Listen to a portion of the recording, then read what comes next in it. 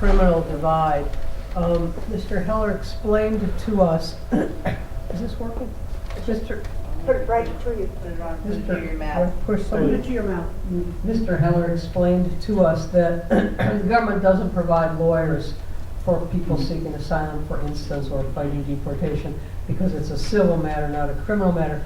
But one hears Donald Trump say that when the government is deporting people, they've all committed a crime. And I've noticed that a lot of the incidents that are cited as a so-called crime are the person got deported once and then that person crossed back into the country.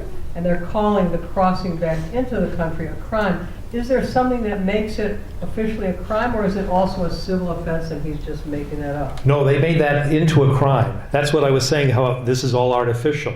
If you sneak in across the border and you avoid inspection, is what they call it, that's a misdemeanor. But they made it that if you leave or you're deported, or removed is the term now, and then you come back in, then you've committed a felony.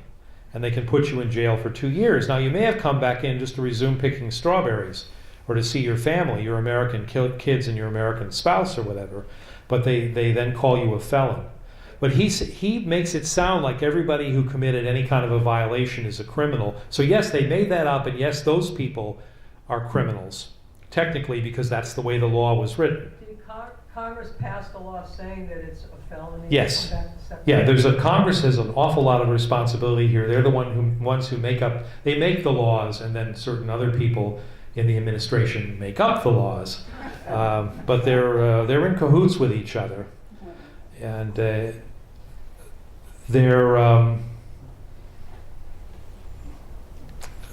play these games with whether people are criminals or not criminals, and they make stuff up to make it sound a whole lot worse.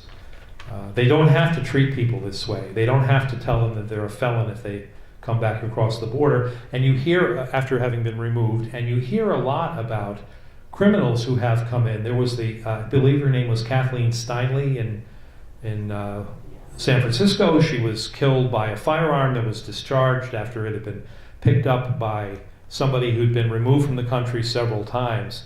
And the criminal court there determined he didn't intend to shoot anybody. He picked up the gun, he saw it, and it went off, and she happened to be hit. But for every story about somebody who's come in from abroad and shouldn't have been here, and the crime wouldn't have been committed if they weren't here, there's other stories like that of my Iranian teenager who was here without authorization and was working without authorization in a restaurant in New Jersey, and there were a couple of twin toddlers there, and one of them started choking on a French fry, and he saved the kid's life. So, it's like when you hear about there's a big snowstorm and they say the storm killed 10 people, but they don't tell you should remember also that there were probably at least 10 people who would have been killed drunk driving, but it was too snowy, so they decided to drink from the bottle over the kitchen sink instead of driving out to the bar that night. There's always winners and losers, but when they talk about immigration, they want to make it sound like we're all always losers.